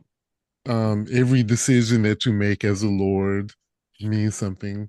But like him throwing the thing into the fire, that was actually a really cool game to play with them because they're trying to figure out which way he's leaning. Like, what Mm, kind of lord is he? Is he going to side with this one? Is he going to take her invite? No, he's just going to burn it and not make a decision. mm-hmm. He didn't even open the invitation. Right. So that's going to throw them all into a hissy fit because they don't know what's Because going they're on. still trying to figure out who the hell he is. Right. Yeah. Okay. And then Mm, to just walk out on her in that way and leave her like that, well, damn, who does that to her? You right. know? Right. And Celine came over. It was so funny because when the other lady was talking to him, she came over and she was like, "Excuse me." And she said, "I don't think we've been introduced."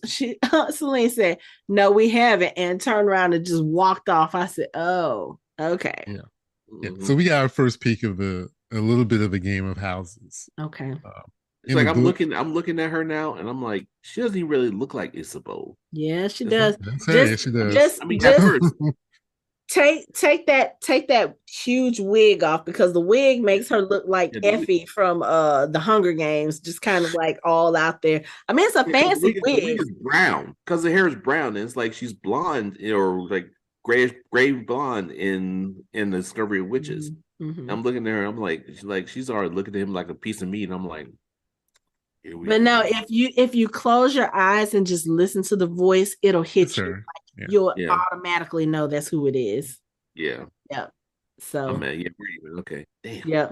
And I will say this is not to be spoilery, but you're gonna trip Mike when you find out who she is. Okay, cool. But yeah, so like I said, Celine comes over and she has her little intrigue or her little mystery. And I was sitting there looking like she is way too comfortable in this type of setting, which again makes me more suspicious of her. Because even when you think about when Rand saw her in the middle of the crowd back at, what'd you say, Fort Gate? 48. She looks so much different from everyone else. It's literally one of those towns where people are a little bit dirty, people are a little unkept. A lot of people are working in the market. There's a lot of mud everywhere. And she looks so clean and so pristine and just too perfect for that kind of setting. And then for her to go to this like I said, hoity-toity party and kind of sort of fit in, and she knows how to maneuver the crowd, and she knows how to work the crowd, and she knows how to do this, and she knows how to do that. Yeah, something is not quite right with her. And then you get the stuff later on because after Rand leaves her at the party, he goes to Logain. He takes him the wine. He's basically like, tell me how to control this. And Logain is like, you can't. That's the whole thing. You're never going to be able to control it. And this kind of sets Rand off. Now I thought Rand was going to attack Logain because he got in his face. But then when he leaves there and he goes home, Celine is there waiting for him. And Rand, I will say this, him and Celine, they seem to like it rough. Because he grabs her by the throat like he's about to choke her out. What did she say? She said, "If you do that again, I'll end you," or Yeah, something. if you ever leave me like that again, I will. No, she said, "I will kill you. I will And kill you." then, oh, okay. I guess that flipped the switch for him. Right, because they start kissing, they do all this other stuff. They get on the bed, and you can see Do it him fire channeling. style. He's channeling, and he tries to pull back because he doesn't want to hurt her. And it's so weird because she's looking at him like she can see it. Can the Forsaken see that stuff because I'm starting to think that she has to be somewhere in that. Okay, so the rules are men cannot see women channel and women cannot see men channel. But she looked like They she can't see saw the wave. him. You know what's going on.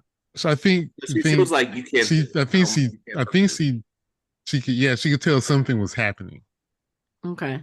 but But they can't see each other's weaves. yeah, because she told him, she was like, let go. You can let go. Yeah. And he was like, I don't want to hurt you. She was like, you won't hurt me. And she was like, let go. And I was like, does she realize what's happening with him? Yeah. Going 50 Shades of Red on this thing. Right. And then of course he channels, camera pans off. So they do or whatever. But then he wakes up alone. And I was like, so that made me think he was dreaming. That's what I was wondering, because he wakes up alone. He still got the excuse me. Do they call them weaves with the men? Yes. Okay. So he still has the weaves kind of residually kind of going away. But then one sparks and sets the roof on fire. And Celine comes from outside calling him. And she's like literally got on her night clothes. So I was like, did he dream that?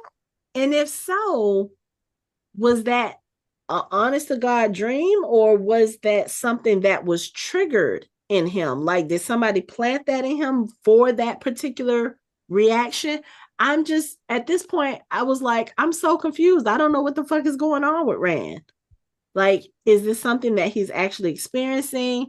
Is he being controlled? Is he being manipulated? I mean, we know that something has been reaching out to him with the one power. We heard it in the last episode. He's hearing voices. So I'm just kind of like, did we determine that Lothair, it has no power, doesn't have any powers right now? What? Logain? Logain. Logain has no powers. Okay. He cannot access the one power. Okay, that's what I thought. I thought we had established that. Okay, because I was like, it seems like something that Logain would do to make him, like, he'd do something, he'd lose control of his powers, something bad would happen. He'd go back and be like, "Please teach me." And he's like, "Maybe."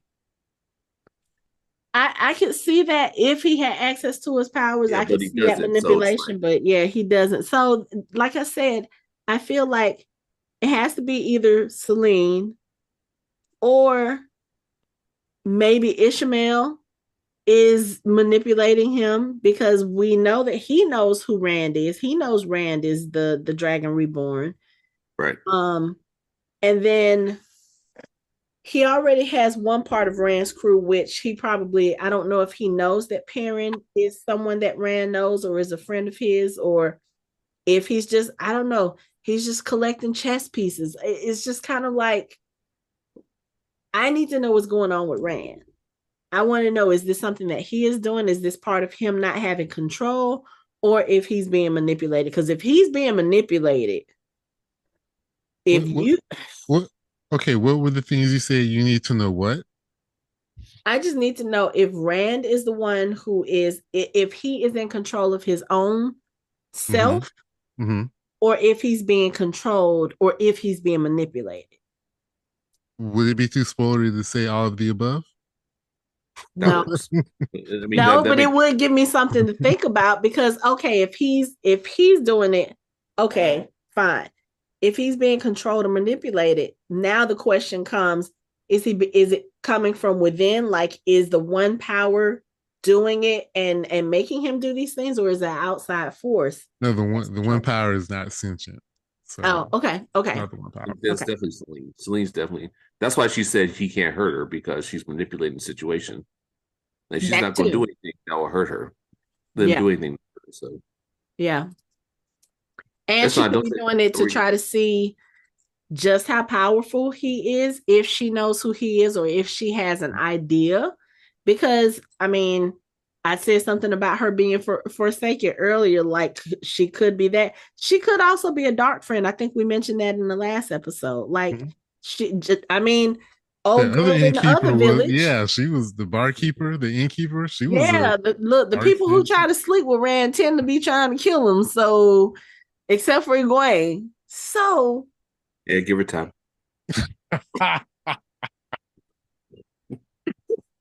I think Egwene will probably try to kill him if she finds out he's been alive all this time, and not only alive, but he's been sleeping with somebody else too. Yeah, I think. Yeah, that would stoke her that fire. would not end well for him. Yeah, but yeah. So now Rand doesn't have a place to stay because He he just burned it burned down. his little apartment up. And is that not? That's the place that Selene owns, right? Because he pays her rent. So now where are they to go? That's another thing that made me think like, okay, I think she's manipulating him. She's doing something like she's making circumstances so that he has to make the moves that she's wanting him to make. That's kind of where I feel like that's kind of what I feel like she's doing, especially considering he just burned her place up after a dream of having sex with her. So I'm like, yeah, she's in his head. And I Yeah, guess I don't know, chalk it up to his age because like Anthony and I said, he's only 19. But dude, come on now. Come on. She for someone who is supposed to just be a random booty call every once in a while, she's a little too involved in your life, especially considering you are somebody who's supposed to be laying low. You know what I'm saying? I don't know. I just feel like Rand is not he's not really using his head. Well, he's not using the Ah, right head. that was He's a not using the right head right now. So I don't know. damn it, Rand. I don't trust this bitch though. I don't like her. I don't trust her. She yeah. Mm-mm. And see, at Speaking this of point, bitches, if I was Rand, I'm like, okay, this is. I mean, the block is hot now, literally and figuratively, because it's like he done burned down the whole fucking building, and Logain is dragging is stringing him along. I'm like, I gotta get the fuck up out of here because I'm about something's gonna happen, and that's gonna be revealed, and I'm still fucking alive. Like this shit is getting way too much for me. Like it, we gotta it's go. it started to bother me. It feels like they're all being manipulated. Like Yeah. Nynaeve is being manipulated. Rand is being manipulated. Perrin is being manipulated by Elias and now Matt's being manipulated too. Shamiel. We're gonna get to that in a Matt. second. Yeah. Oh, speaking of chicks that we don't trust and hate, can we Right. talk about Let's Liandrin? talk about men. Let's talk about this bitch. Let's talk And about her. Man, I, she is a piece of work, isn't she? so I could have maybe looked over the fact that she was being duplicitous if it was for anybody else. But you are working for Liandrin? that answers your question about how she couldn't tell that they were going through the wall. Because she told her to. She put Yeah. it there. Mm-hmm. As a Yeah. matter of fact, she probably loosened up a lot of the wall for him to get through. Yeah. Could Exactly. have. Yeah. But yeah, Man. so after everything that happens with Nynaeve not coming back out of the third trial, Liandrin does, I will say this for her. She does seem genuinely upset and saddened by the fact that Nynaeve did not make it through the arch. Yeah, but you know why was she upset? She was upset because there's this very strong person she was manipulating Oh, I know. to be I her know. weapon isn't coming back. She's like, dang, I I know. fucked up. I Like, know. You know what? But I also All y'all think that kidding, man. because Kidding. but I also think that because Nynaeve is so powerful, I do believe, again, the Aes Sedai can't lie. I do believe Liandrin when she told Egwene that she respected um Nynaeve because she was powerful. I mean, she was already calling her a sister. So I think that part was genuine. She does respect her. She does respect her power. Now, she respects it because, like you said, she wanted to be able to use it to manipulate it. I think she really wanted to try to get Nynaeve to become a Red Asha. I really believe that because someone with Nynaeve's power fighting with that particular sect of the Aes Sedai, man, please, they could get a lot of shit done, especially when it comes to finding the men who can channel and doing all of that. Oh yeah, Nynaeve will be a powerful ally for all of that. But Yeah, you but I got to just don't get her see. to go through all the other stuff and sever her connection to that in order for that to happen. But there's a part of her personality that would go along with the Red Aja. Um, yeah, she has some Yeah, personality traits yeah, I can that see will it. go on, especially with the amount of control she likes to exercise Mm-hmm. Yeah, over the people around her that are close to her is yeah. very similar to how the Red Aja are. Mm-hmm. So, Yeah. Yeah, but during the Age of Legends, they didn't have Ajas. They didn't have different. They all were Aes Sedai. There wasn't different sects. Okay. Yeah. Okay. But Um, yeah, so after it all of would that, it would make sense that they would all have the personality traits of all the Ajas. Some are more stronger than yeah. others. Yeah, I noticed that because when Nynaeve came out of the first arch and she had the stab wound in her shoulder, Leanne was the one that healed her. And I was like, she's a blue. I was like, okay, so they all can do certain things. It's just that, like the yellow Aja, they are probably more They're more proficient proficient. Mm-hmm. in healing, but Yeah, they because all remember in season one, Moraine was like, "I can do it. I just need to oh get him to a yellow sister." yeah, yeah, yeah. But so yeah, so after all of that stuff happens with Nynaeve, Matt wakes up to Liandrin standing in his cell. And he was like, okay, so what are you doing? She was like, yeah, the door's open, you can go. And he was like, what are you talking about? And she said, yeah, we lost a sister today, someone who was very powerful, someone that I respected. And it just kind of, she was like, I realized that I should have been helping her, but instead for the last 6 months, I've been sitting here, you know, babysitting you for Moraine. And I mean, she just really starts kind of going off on Matt, just like in that quiet but cruel way, just letting him know, yeah, you keep saying stuff about your friends left you or whatever, but no, I know the truth. You abandoned your friends, you left them, you're a coward, you're no, I mean, she starts going in. And then she was like, yeah, you can leave. And he was like, so I'm just supposed to believe that I've been prisoner for 6 months and then all of a sudden I can leave. She was like, stay, go. I really don't give a fuck. She was like, but you are wasting my time. I don't want to have to look at you. That's basically the gist of it. And she was like, yeah, you want to talk about your friends? She was like, Egwene is in this tower. And if you care so much about your friends, she really needs you right now. She doesn't tell him that it's Nynaeve who quote Mm-hmm. unquote dies. But she was like, yeah, Egwene is here and she's gonna need you right now. And Matt actually leaves out. He sees Egwene in the garden crying, but he can't bring himself to approach her because, again, the last time she saw him, he kind of He left abandoned them. them. Yeah, he yeah, abandoned them, wouldn't go on the rest of the adventure with them. And, in some ways, you got to think that she probably would think, well, if Matt had been with us, maybe all of us would still be together. Maybe we wouldn't be separated. Maybe this wouldn't have happened. Maybe that wouldn't have happened. And Matt is starting to feel that. So he's like, yeah. So he leaves. He goes back to the cell, tells men, he was like, hey, come over. And she comes over and she was like, dude, your door is open. He was like, yeah. She was like, why the fuck are you not out there? Why are you in here? Like, what am I not getting? They have a little conversation. She was like, okay, look, you can sit here and wallow in your self pity. I'm going out there. So she leaves. He follows her and they decide that they're going to leave. That's when we find out she's working for Liandrin. And Liandrin is a master fucking manipulator. Like she fucking manipulated that whole situation. I don't think she was sad at all. I think she just opened the door. She was trying to convince him to leave.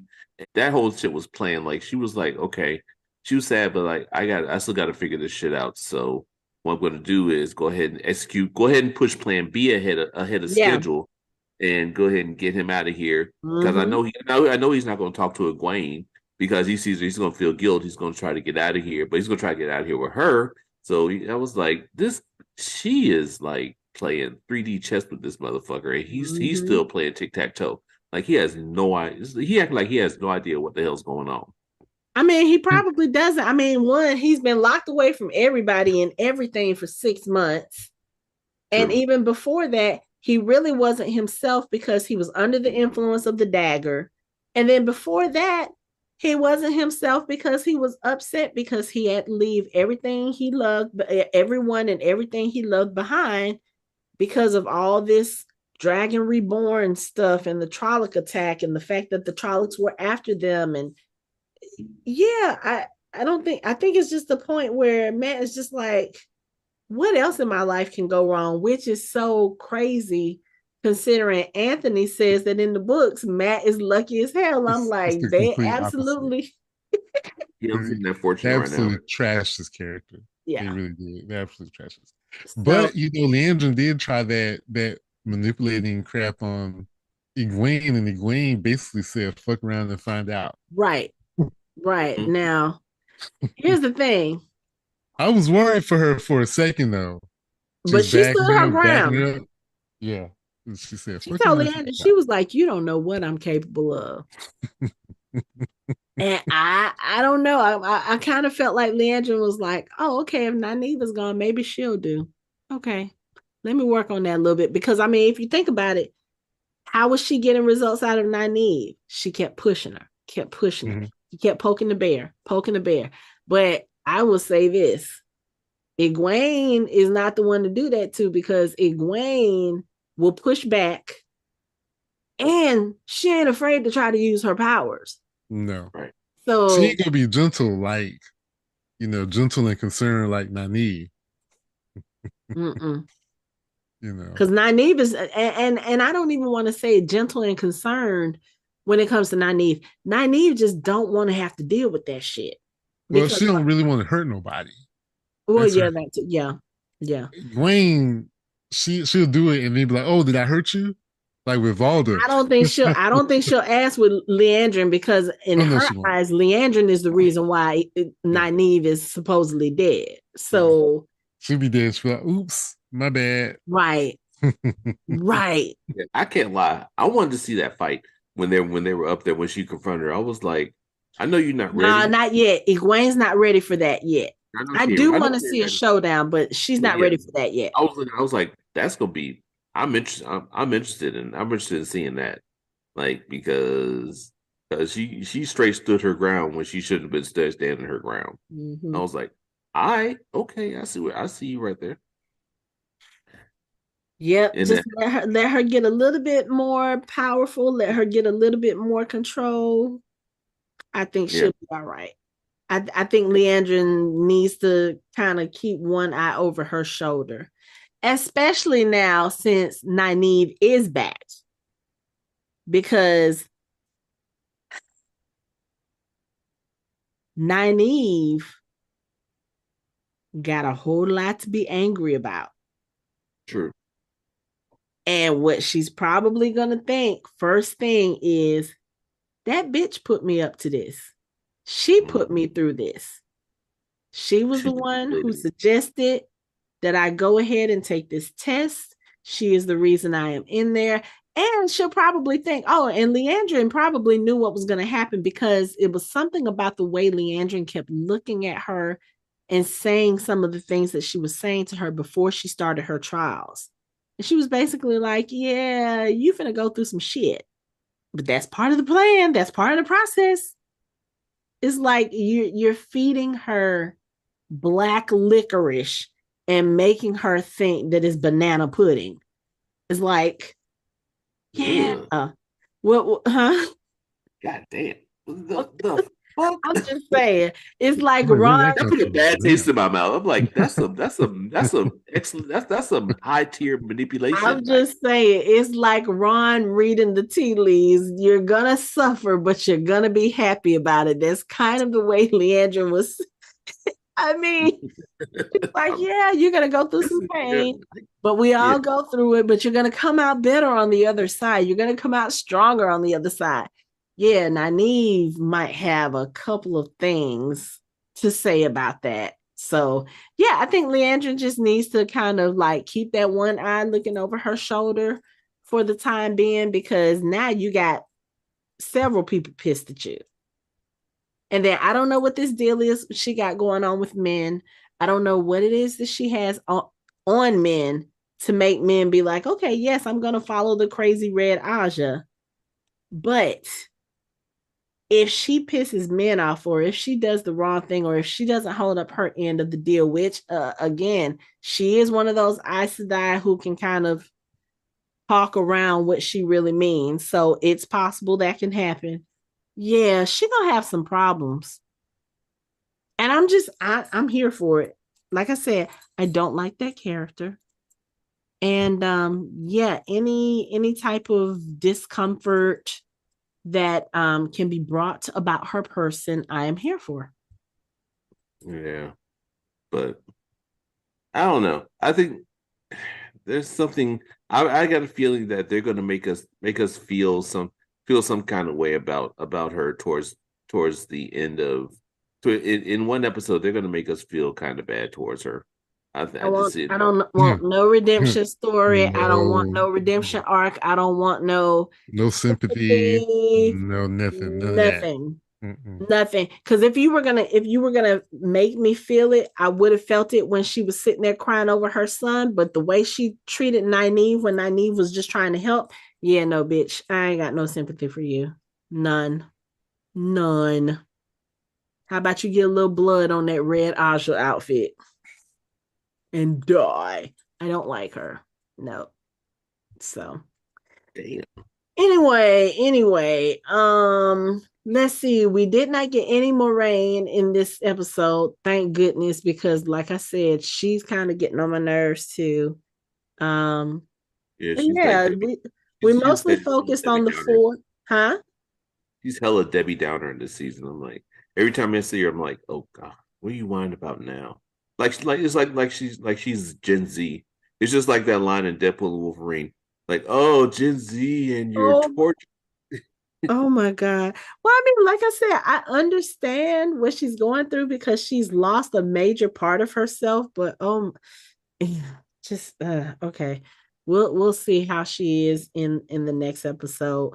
Um yeah, I think that was it. This whole episode focused on the two rivers people, and yeah, they all going through some stuff right now, except for Matt. Look, except for Matt. Matt seems to be the only person who is having a good day right now, and that should be worrying in and of itself. It seems to be a good day. Seems to be a good day. It's not a good day. I mean, for him right now, it is because he's no longer under Liandrin's control. He's no longer sitting just in that one little space. Because I'm sitting He here thinks he's not look. under Liandrin's control. No, I'm just saying. That's why I said he thinks in his mind he's having a good day. He's not stuck in a cell anymore with that fake wardrobe. And I'm sitting here thinking like, how was he using the bathroom? Did he get a chance to bathe? Like did she just keep him smelly and stinky in that cell for 6 months? You think, yeah, he's having a very good day. He's out. He's got horses. He's got food. He's got He's still a getting manipulated. he's got a pleasant companion with him. Everything's hunky Hey, dory in Matt's world right now, which yeah, tells me it's about to fall apart in a major way. I I mean, do because like he, his he is mood. with somebody who can see into the future somewhat. So, I mean, either she's going to help him or she's going to like kind of step aside when something happens. So He I'm not doesn't looking know forward. she can see the future. Yeah, she I said thought yeah, she told him in yeah, the Okay. last yeah, he episode. Oh knows. Yeah. yeah, that's right. She did. He But I knows. like when Leandrin came in and he was like, "Oh, are you here to kill me, or did you thought, oh, he's kind of handsome?" I was like, Matt, really? I Like, mean, that's Matt, Matt. Let Matt be Matt. look, you were the one who said in the last episode, I don't think I'm her type. I think she likes her men dead. She is not Yeah, looking at you, Matt. But try to be charming if you want. right. But, yeah, this episode I will say I enjoyed more than the first two. Mainly because we did get to see a lot about Nynaeve. Like, I think we had learned in the first season about her parents dying, and the little saying that her dad says before he leaves her and he's killed. But to see it was strange because when she walks through that arc and she has the hair down and she's literally dressed like a little girl. When she's running through the fields, I was like, she really does look like a big ass kid. And then you see what she had to go through. Now, this is the thing. When her dad was sitting there, he was like, "What's that?" And then you start seeing the things moving in the woods. You don't stand there while they come out of hiding. Do that. Like, why are you still standing there? Why are you not already running? I mean, I Remember, get it. she's being manipulated, so that's how she don't maybe not quite remember exactly what happened because she was a little kid. Yeah. But I was like, why are y'all still standing there? But I would say this, Nynaeve's mama was a badass. I see where she gets it from. True. That was, I mean, Her mama was a badass. mom was a badass, like Hmm. straight badass. They went Um, down I, fighting. I like this episode more than the first two, and I just wanted to say I do like that this episode seemed to actually have us shift into season two. Like I think the first two episodes still felt like season one, and this one felt like everything was starting to shift. Like the characters were starting to shift a little bit, Yeah. like getting away from where they were in season one. Yeah. Yeah. I agree with that. Yeah. It did feel like a change. Mm-hmm. Yeah. Especially since I think the first two episodes, it just kind of felt like they weren't, aside from maybe Moraine and Lan, I think it felt like they were just kind of stuck. Mm-hmm. I mean, even with, and maybe with Perrin, because Perrin's group is actually moving. They're actually on a particular mission. They're trying to find Pat and Fane. So you see some movement with that, but everybody else was just kind of there. Like Matt is stuck in this one room. Egwene and Nynaeve are kind of stuck in the tower, except, when Nynaeve sneaks out. But yeah, it did feel like they were just kind of stagnant. And now it feels like Yeah. some fresh air has entered the room and now we're starting to move forward. So, I mean, we're already 3 episodes down now. This is only an 8 episode season. So you got 5 episodes to make a lot of stuff happen because the story has to pick up at this point. Mm-hmm. It has to. You can't It keep has to. going. You can't keep going at the pace that you're going.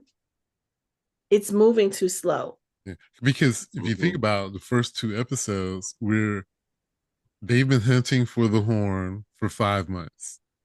Egwene and Nynaeve have been staking the tower for 5 months. Cleaning for 5 months. Cleaning for 5 months. Rand has been doing God knows what, laying low in Work, Foodgate look, for work, 5 months. working in the asylum, trying to get access to the outside for Right. five For months, 5 months. Right. So you're and right. sleeping with a sneaky bitch for 5 months. So we finally get them, and Matt has been locked up For five for months. 5 months. So we finally got some movement Yes. in episode three. Yeah. You know, finally got some movement. Like everybody's moving out to something. I mean, even though Nynaeve and Egwene are still in the tower, I mean, technically speaking, Nynaeve got to leave. I mean, She got to leave for like 8 years. How old was that girl? 8, 9 years I old? don't think she was quite that old. That's She it. might have Maybe been like maybe 7, 8. 5 or 6. But I mean, Yeah. if you can if you can go through that much life in just a couple of hours, then I know I'm gonna hate the next episode just in the fact that we're gonna have to see her deal with her grief. And that's gonna be hard to watch because she's gonna have to deal with that grief really by herself because she has no one else she can share it with. Like she can tell Egwene She and won't Egwene can understand. feel upset for her, but because Mhm. she wasn't there, she didn't experience it. Like these are not real tangible people to her. So Mhm. there's only so much she's going to be able to understand. Yeah. So, and then I don't even want to imagine Liandrin finding out that Nynaeve is alive and how her reaction is going to be. She's probably going to be like, "Oh, tell us what happened in there," and blah. Is I, there gonna is there gonna be kind of a something for her not for them not like washing her sins away after she comes out? I don't know. Because I mean, Leandrin did kind of break the you know The urn, yeah. the urn. I'm sure they have plenty of urns lying Yeah. around. But is that gonna be something that's going to cause an issue? No, because technically she went through all three and came back. But So she she doesn't have should to, be she doesn't raised to have her accept it. sins washed away or anything I, like the this first is, two. I think the important part of the ritual is coming back through, Yeah. Okay, you know. So technically she should be raised to accept it. okay. She If made it, she wants to be, that's going to be the thing. but she Does she still won't. want it? Yeah. So, okay. Y'all have final thoughts on this episode? Yeah, shout out to Leanne after Nynaeve didn't come back, like giving Leandra a side eye. It's like, yeah, she's gone. It's your fault, bitch. Mm-hmm. And walking out, I was Shariam like, said I wasn't all that pleased either. She yeah, was like, "This Syrian was your fault. This your fault that she's dead, and I hope you have to wear this on your conscience because I know I will have it on mine." Like right. y'all know, y'all already knew what this woman was like. Y'all literally told her she couldn't train novices, but yet y'all want to let her rush a novice through without. Nynaeve has not channeled since she been in the goddamn tower. This is one of the reasons why they probably didn't want her training anybody because Mhm. she was going to do something like this, and that's why I got to be honest. I really don't like Shariam. Uh, Like like there's something about her. I'm just like no, like she gets on my nerves. she just seems 'Cause she seems like she goes by the rules, but then she doesn't go by the rules. It's like she um seems like a hi, headmistress. have you met the Aes Sedai? They all do it.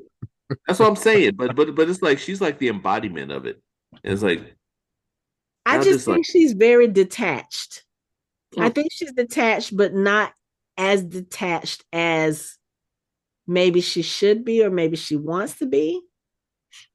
Because I think if she were, she wouldn't be as upset with Nynaeve, what happened with Nynaeve. But I think the thing with Nynaeve may not necessarily be because they lost Nynaeve as a person, but more so we lost the we The most powerful Alpha channeler Chandler we've in seen the in last thousands. 1,000 years. mhm. Yeah. Yeah. So But that's their fault. It's like they're the ones that this all goes back to her saying, "Oh, she's untrainable. I want to train her." I mean, and it's like, and then why y'all would you saying listen? yes. Because Yeah, Alana sat there and told Shariam Sadai, she was like, I don't think this is a good idea. It's not a good idea. it's not. It wasn't a Yeah, good and idea. it's. I mean, it's like, why would you give somebody who is resistant to training to someone who's going to who? I mean, I understand giving her to somebody who's going to push her. Like, Mhm. okay, maybe that'll help her finally realize what she needs to do, or help her get in line and do all this other stuff. But somebody who you don't trust with regular trainees, you're going to give her Nynaeve? Yep. Her? The one that makes even women think that she's going to kill him? It's like nobody likes her. Nobody trusts her. Why are you giving this woman one of the most powerful challengers you've seen in a long time? It's The like that was last a recipe thousand for disaster. years. Yeah. Last 1,000 years. That's a recipe for disaster. It's like y'all deserve everything you get. I have no sympathy for you. Last 1,000 years, that sounds like a drinking game. Right, exactly. You ain't gonna be getting drunk for 1,000 years because you fucked it up. Yeah. Ugh. Okay, so we're gonna have to deal with Nynaeve's grief in the next episode. We're gonna have to deal with Rand's guilt for burning down the house. Let's see. Hold on. I just realized something. Watching the end of her second trip, I think this was a flash of that vision with the red dress because I realized the axe and all this stuff Mm-hmm. was what was happening while she was in the red dress. It's the same stuff. Oh, Right. but what So it's just you like mean? So What happened with the? it was almost like she didn't remember what happened and did it again. Oh, Does it's that the make same thing. sense? yes, yes. Uh, Look at that theory coming out. Good job, man. It's not a theory. It's not a theory. It Because I sounds like just realized because I saw the Trolloc with the axe, and that's why she has blood. It was from him. ah, and that's probably why she took the thing from his head too, because he was gone, and she wanted something to remember him. Yeah. Okay. I'm gonna go back and look at that scene, but um, She should realize she didn't know she couldn't bring anything back through the arch. Because when yeah. she came back through, she had the dagger and she had the thing in her hand. oh yeah. So that's why she thought she could bring her daughter through. That's, Ah. that, that's another reason why I thought it was all one trial because it's like, she brought it through once, but she didn't bring it through when she finally broke through the last time. Like she Yeah, couldn't bring but it. the daughter is a living, breathing thing, and there's probably It's still a rules. thing though. It's still something you're bringing Yeah, from she through the shouldn't have heart. been able to bring anything back. Mm, Right. okay. But she didn't know that. And the thing tricked her into thinking she could Mm-hmm. because it had her bring it through the first time, even though she was still in the arch. She thought she Yeah. brought something through. Yeah, that was Very, one very long ass trial. interesting. One long ass trial. Yeah, one long ass trial because then it made her realize she could still lose something. Because she picked her up because she's like, okay, I did it before, I can do it again. Yeah. Right. Not realizing it was the actual, she was still in the trial. Wow. Sweet. You're onto something, Mike. You were. Okay. That's something Interesting. to ponder. Yeah, because I out the corner of my eye, I realized why does this look just like the scene from when she was in the red Mhm. dress? It was Yep. clips from that same thing. Okay. Now I Yep. got You're saying about the sun and dog's ass. what? The sun shines on the dog's ass twice a day, something like that. Okay, and on that note, that is it for our show. It's your saying, dog. It's your saying. Never said that. I Oh, say Anthony. It's hope is Anthony's. a place Anthony, where dreams go to die, is yeah, my and saying. he He also said, says a broken clock is right twice a day. I Twice a said day. that. And He said, also, don't pee on me and call it rain, which is Okay, what on this that show is note, freaking doing. that is it for our show. man, You I can ain't find us online at www.fandomhybrid.com. We are on social media, on all the social media at Fandom Hybrid. You can chat with us on our Discord channel. You can watch our videos on our YouTube channel, and you can listen to us on all major podcast streaming platforms. Thanks for listening. We hope you join the conversation next time.